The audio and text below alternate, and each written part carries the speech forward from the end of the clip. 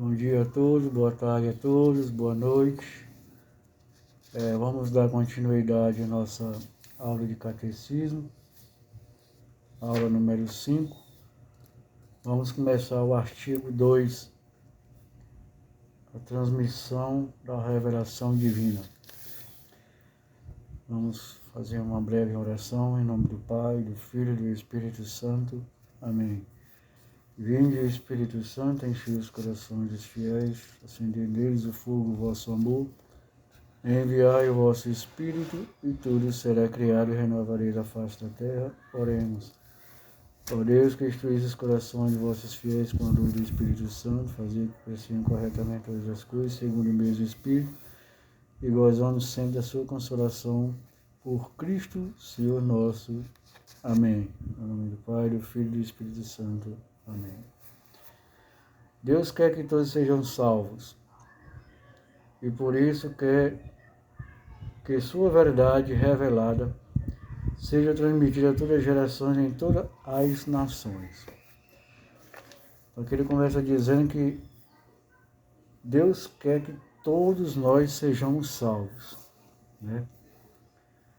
Que sua verdade revelada. Qual verdade? Né? Aqui vamos atar um pouco nessa palavra verdade. Hoje em dia nós vemos aí nas redes sociais seitas, heresias, muitas coisas aí dizendo ser a verdade, né? Protestantismo nem se fala. Trocentas seitas fundadas aí em nome de uma suposta verdade. Depois que houve a separação, questão lá do Martinho Lutero, né? Surgiu o protestantismo. Tem aí uma coisa desenfreada aí de seitas e religiões aí sendo feitas em nome da suposta verdade.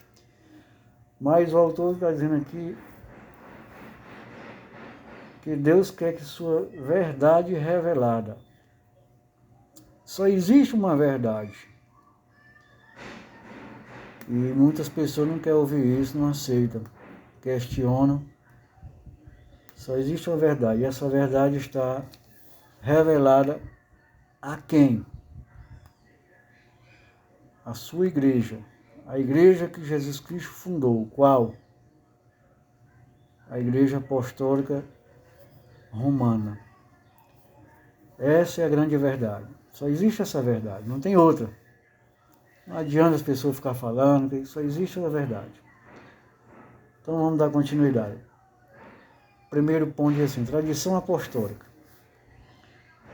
Olha só, e começa a perguntar aqui, a quem Cristo confiou a pregação do Evangelho? Veja bem, aqui que nós acabamos de falar. Cristo confiou a pregação do Evangelho aos apóstolos.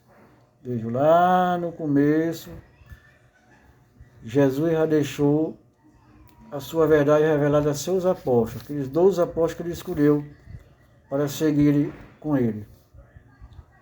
Ordenou que proclamasse a todos os homens a plenitude de sua verdade salvadora e suas leis morais, as leis de Cristo, né, os mandamentos dele que ele deixou para a sua igreja, para os apóstolos foram transmitindo, passaram de boca em boca, passaram para outros e outros até nossos dias de hoje. Como os apóstolos cumpriram sua missão?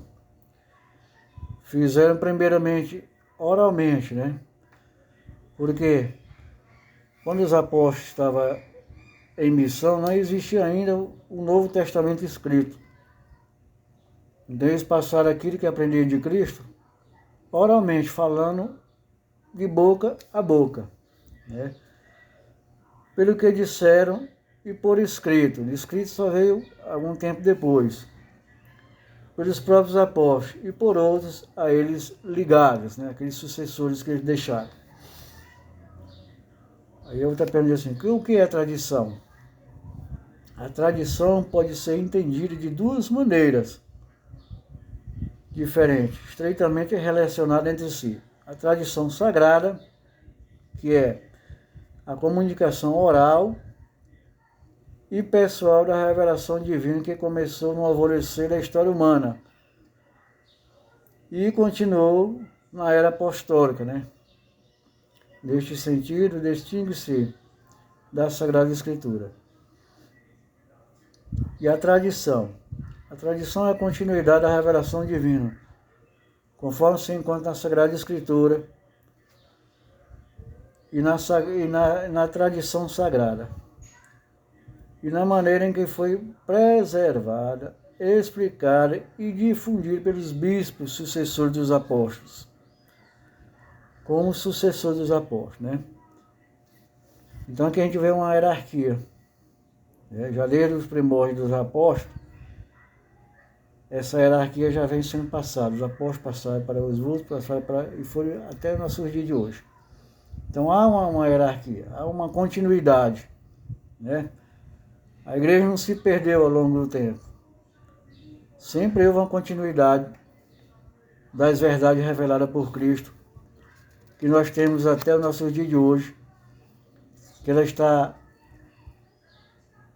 revelada à igreja que ele deixou, que ele fundou. Que ele fundou uma igreja.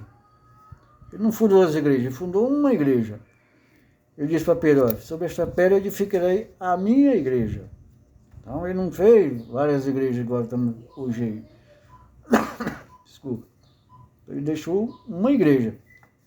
E através dessa igreja, os apóstolos deixaram seus sucessores e foi passando de boca em boca, e por escrito, está essas verdades hoje reveladas até o nosso dia de hoje. Segundo ponto. A relação entre a tradição e a Sagrada Escritura. Como a Sagrada Escritura e a tradição sagrada se relacionam entre si, né? Ambas têm a mesma fonte divina, Cristo. Completam-se e juntas formam uma unidade, realidade, uma única realidade, com o mesmo objetivo, que é fazer o mistério de Cristo presente e fecundo até a consumação do século. Então, a tradição e a Sagrada Escritura, ela anda juntas entre si, ela não se separa, ela está junta, né? O que são tradições eclesiais? Tradições eclesiais são as diversas expressões teológicas, litúrgicas e disciplinares da tradição, que surgiram ao longo dos séculos. As tradições eclesiais podem mudar e até mesmo ser abandonadas sob a autoridade da igreja, como por exemplo o jejum bíblico. Essas tradições que vieram através dos tempos, né? Que não são doutrinas fixadas, né? São que ao longo do tempo, na sua era, na sua cultura, a igreja foi colocando, né? E muitas dessas tradições de antigamente não se usa mais hoje, não tem mais nenhum sentido, né? Os tempos vão mudando e essas tradições também vão mudando, de acordo com a época, com a cultura e com o tempo. Terceiro ponto. Interpretação do legado da fé. A quem os apóstolos confiaram o legado da fé? Os apóstolos confiaram o legado da fé, chama Depositum Fidei, contido na Sagrada Escritura, na tradição, à igreja. Não deixou ir para qualquer um, não. Tá? Esse depósito da fé, esses ensinamentos de Cristo, as doutrinas estabelecidas por Cristo, os apóstolos confiaram à igreja fundada por ele. Tá bom? Quem na igreja tem autoridade para interpretar o legado da fé, vamos dizer assim, interpretar as escrituras?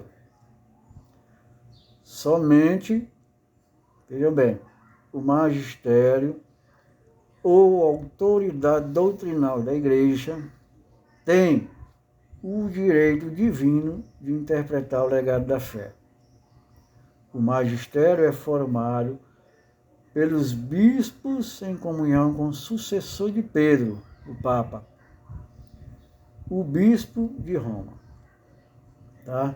Então, somente ao magistério cabe a autoridade doutrinal da igreja, tem o direito de interpretar. Tá? Não é do jeito que a coisa é bagunçada aí quando a gente vê, não. Cada um interpreta a Bíblia do jeito que quer, não é assim. A igreja tem organização e tem ordem, né? Nós, leigos da igreja, nós membros da igreja católica, não temos o direito de interpretar do nosso jeito. Já tem quem interprete, quem interpretou. Então, cabe a nós apenas lermos as Escrituras e tirarmos algum ensinamento aí do nosso dia a dia, né?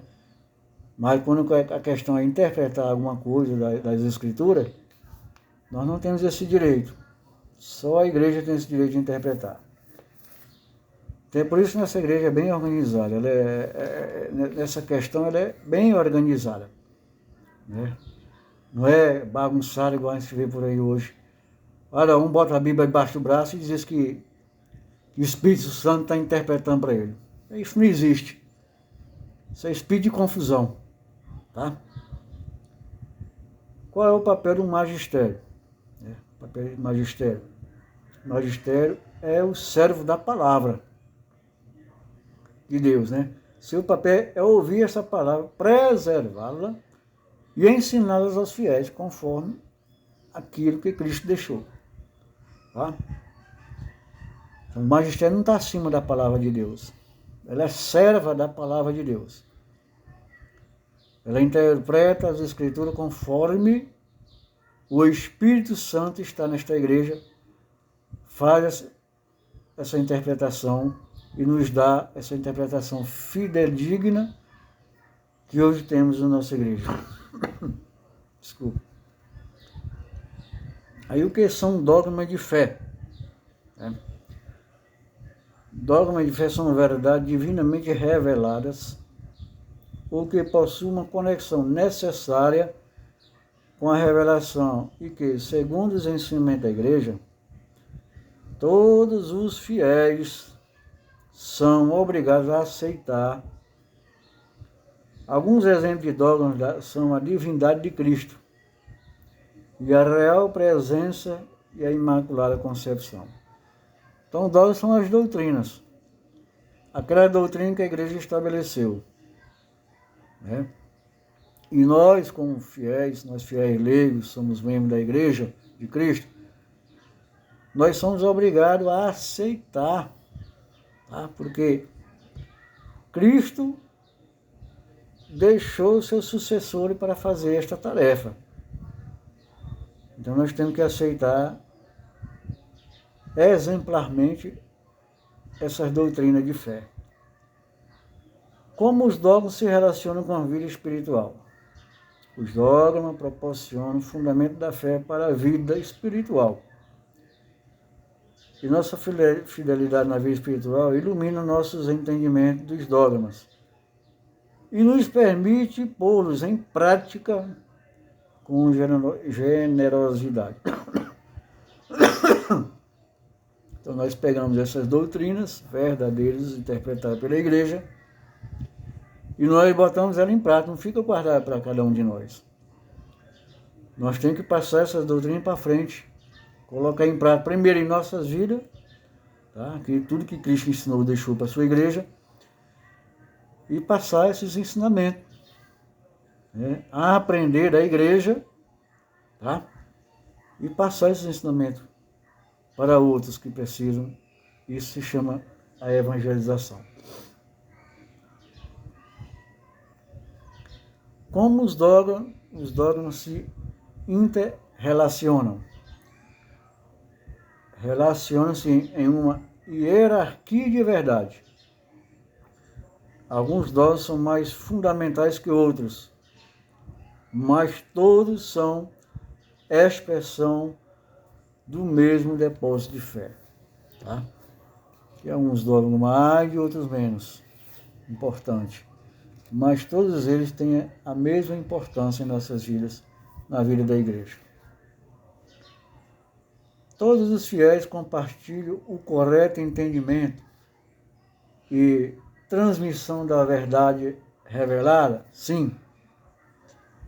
Pela virtude do Espírito Santo, que habita também nos fiéis, eles podem entender o sentido da revelação, a revelação divina, e transmitir ao outro sem erro, tá? Como é que isso funciona? Nós fiéis, nós leigos, aprendemos da igreja aquilo que a igreja interpretou através desses dogmas, nas escrituras sagradas, e nós acatamos essas verdades, e nós temos o papel e a obrigação de transmitir a outros esses ensinamentos da igreja. Tá bom? O que é senso de fé? Sob a orientação do Espírito Santo, o senso da fé é a adesão instintiva ao que Deus revelou,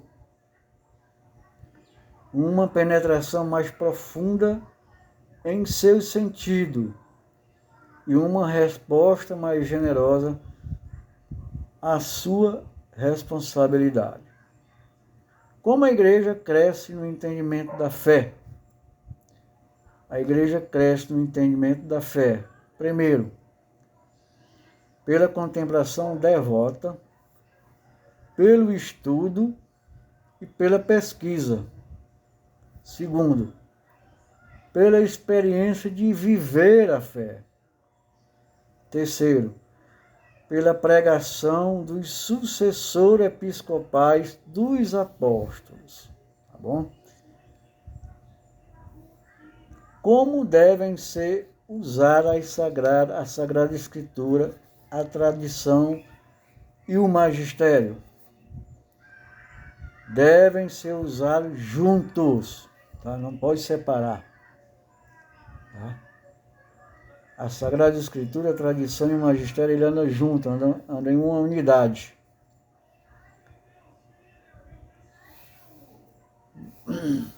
Devem ser usados juntos, não em competição, mas auxiliando os outros para a salvação das almas. Não tem que ter atrito, confusão, igual tem nas seitas e religiões aí fora, não. Ela anda em uma propósito, em uma unidade. Tá? Auxiliando os outros para a salvação das almas. Tá? Então vamos agora para o artigo 3, Sagrada Escritura. Vamos deixar esse artigo 3 para a próxima aula, né? Para não ficar muito comprido. Então, na próxima aula, nós vamos estudar Sagrada Escritura. Que Deus nos abençoe a todos. Salve Maria e viva Cristo Rei.